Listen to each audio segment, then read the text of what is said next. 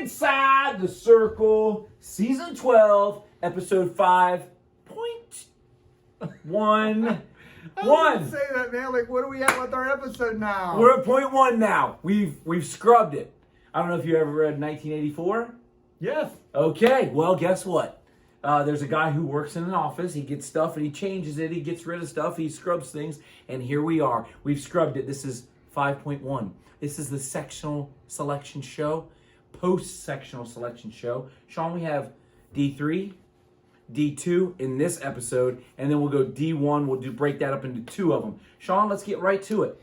Let's talk about University of Northern Colorado. I like their coach. I like him as a coach. Oh. He's one of my favorites He's one of my favorites coming from Cornell ever. Yes, and I met their assistant coach, Coach Kylie, and I went ahead and bought this bad boy. I loved it. Where'd you meet him at? I met him down at Campbell. He used Coach Campbell. What about that Cruiser Wrestling? Cruiser Wrestling, I'll be at the sectional they're at.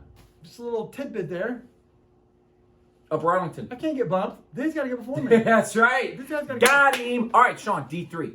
Let's talk about where it go. Oh, first off, what are the 2 sectionals? We have Ridgedale and we have Amanda Clear Creek, both will feeding to Heath a week later then. And when I looked at the selection here, there was no really rhyme or reason to me geographically. These guys were all over the place for both things. Yeah. Plus, there's not really many weights. Maybe one at Ridgedale we'll talk about. The other ones I think were spread out enough that I don't think we're going to have all 4 or 5 guys that aren't going to get out because we're getting jammed into one weight class. But let's take a look at Ridgedale first, Mark. Give me some of the names. We got some of the teams there that we're going to be looking at. Well, Grandview Heights is certainly one of them. Cardington, Lincoln. We also have Liberty Union, Utica, Fredericktown. I would say we have Cinnaburg. Oh, Cinnaburg. I see you. I see you, Cinnaburg. You know that's right. We also have Madison Plains, Columbus Academy. Looking for dual meets for next year. We also have Northmore, Marion Pleasant, Marion Elgin, Afrocentric, Millersport, Burn Union. I think they have 1 or 2 wrestlers, 3 maybe. And then Ridgedale. Oh, the numbers are that down for Burn Union? I think this might be the first year they had a team. Them and Millersport both. Really? Yes. Oh, I think Millersport's been more than this year, but I'm not sure. Do you even know their mascot? Millersport. They're purple. And yellow. Indians. No. Okay. It's out on Buckeye Lake, if that helps. No. The Lakers.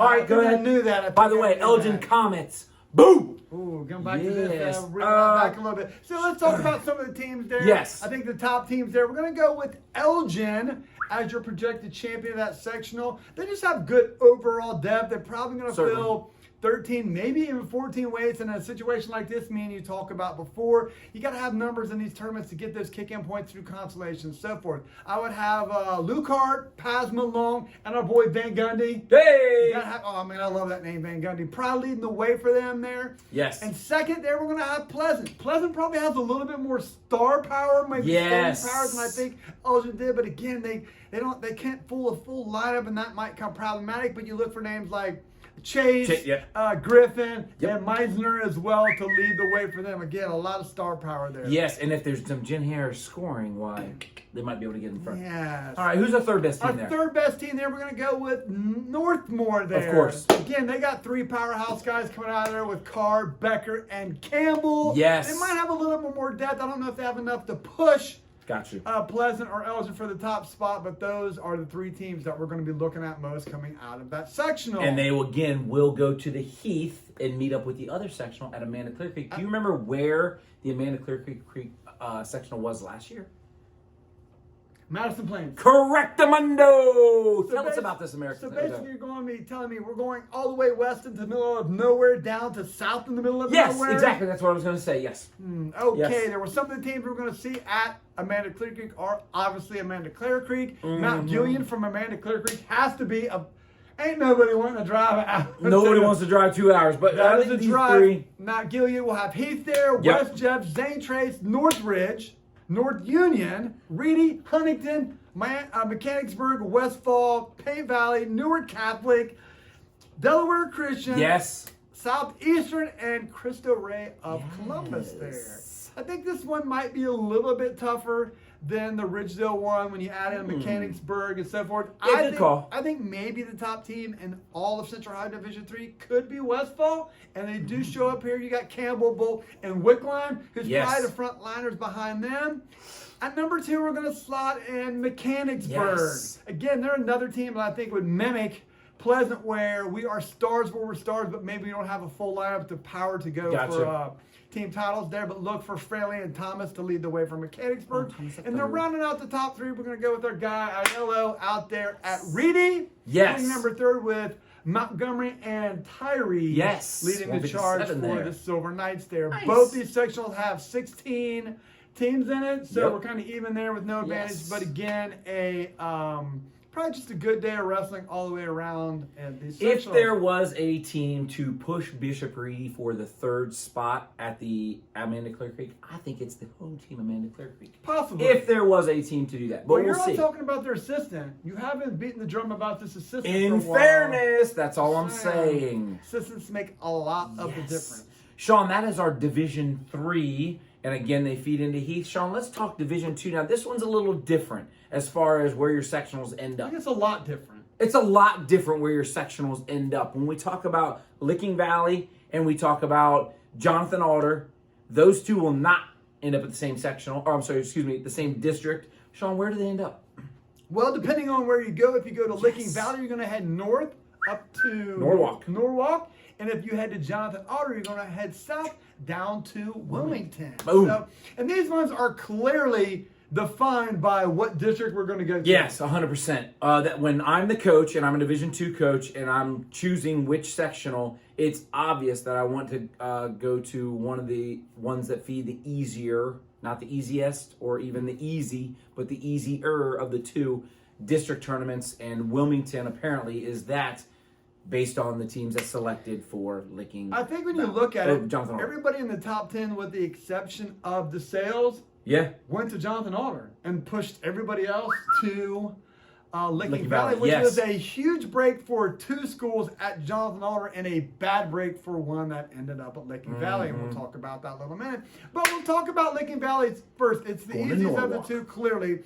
They're going to a tougher district, but it's by far the easiest sectional, where we have Licking Valley, Linden McKinley, South Centennial, Lakewood, Johnstown. Hey, that might be a place to look at, because This guy. What about Buckeye Valley? Buckeye Valley, Bexley, Hamilton Township, and DeSales. Yes. To me, this is a get-right spot for DeSales. Okay. They're leaking a little bit of oil. Those, hey, we have not had the success we wanted to over the last month. Had a rough way to go at the CCL. Got bounced in the first round of the regional tournament there in the state duels. And just hadn't really come together there. But this is a good right spot. Like I said, it's not the deepest thing. They're going to max out here. There's no doubt that they're going to win this thing. You got Shula times 2, Rush, Lopez, Barford, Sanderford. If we can get in, That's a tough 6 right there. That's going to beat almost anybody. But if you get V2, Eckelberg, Burley, and the talented Wells. Well, you're throwing in all kinds of points. And I think this is what they need last year. Last year, they were sectional champions, came in a little bit short of beating Waseon. I think they lost by 4 points at the district tournament. So they get their 6 stars to B stars, and then you get that second level people out of an easy sectional that can be finalists. They come out, they go to the district as a 2 or 3 there. Yeah. They got a chance to really get some kicking points, is what they need to win a district title, and then their 6 moving forward, or maybe somebody else, Vito or Welsh, can pick up another thing there, give you some extra points, and maybe we can push for a state title the following week after district. So I like this as a get-right spot for them. I like it. I like that. At number 2, we're going to go with the home team here of Licking Valley Panthers. My bad. Didn't know where you were going there. Red, white, and blue.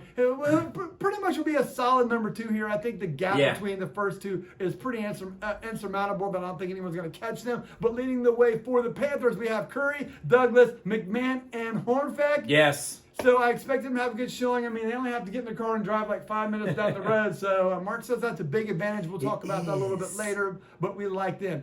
At number 3, Bexley caught a bad break. They are one of the top teams. I think not having a full lineup or the numbers kind of hurt them in overall seeding. They were a team that wanted to go to Wilmington. They got pushed over. We wanted to go to Jonathan Alder, beating down to Wilmington. Got pushed over to Licking Valley, and probably hurt them at the district tournament more than it would if they obviously went down to Wilmington. But they're going to lead the charge there with Garcia at 106.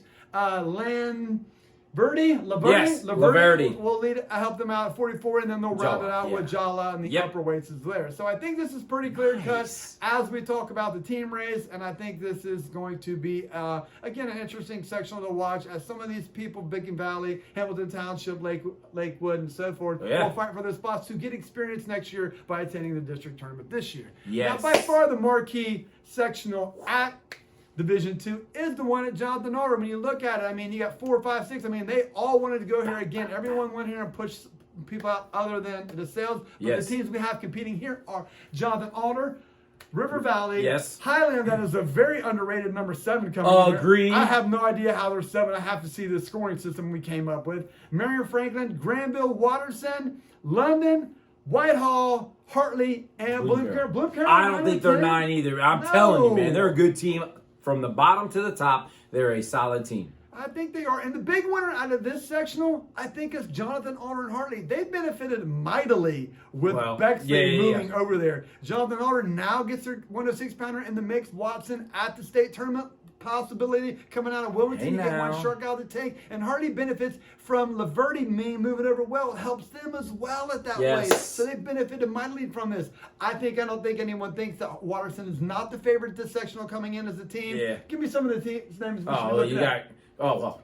Curry, Lindsay, Christie. They have a 2-time state champ. And Younger. They were going to get some maybe kick-in points. There it is. Purcell coming in now. We're going to get something. Conyers will help out as well. And again, they got a good 32-pounder as well. This is a very great coaching staff. I expect big things out of them, and I would call them maybe a solid favorite to take down the team title at Jonathan Alder. Boom. Number 2, we're going to go with Jonathan Alder there again.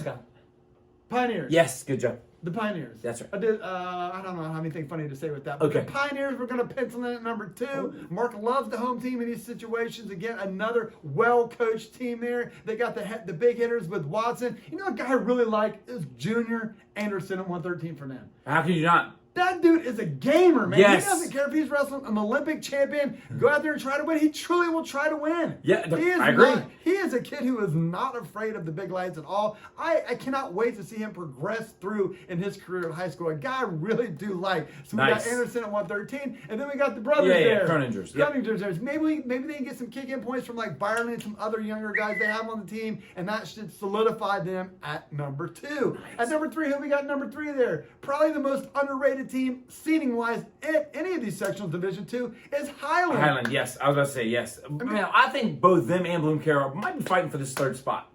I'm telling you, man. It's going to be close. Good teams. They are good teams. How they came up with these rankings, I don't know. I think we need to fix that system. But who we got there coming out of there? We got Gilmore. Clark, we got Gilmore, we got Blaney. Yes. And then we got that second level of Lester. Lester. You got a couple of names in there, though. Hold on. I'm losing my mind right now. But yeah, a couple of names in there. But Coach Gilmore's going to have those guys running. Do they have an assistant coach there? I think he's moved. I think he's moved on. Coach Gilmore, we love you, though. We got it. But again, and the weight to watch there, we're talking about some weights to watch. I think 106 is the weight to watch.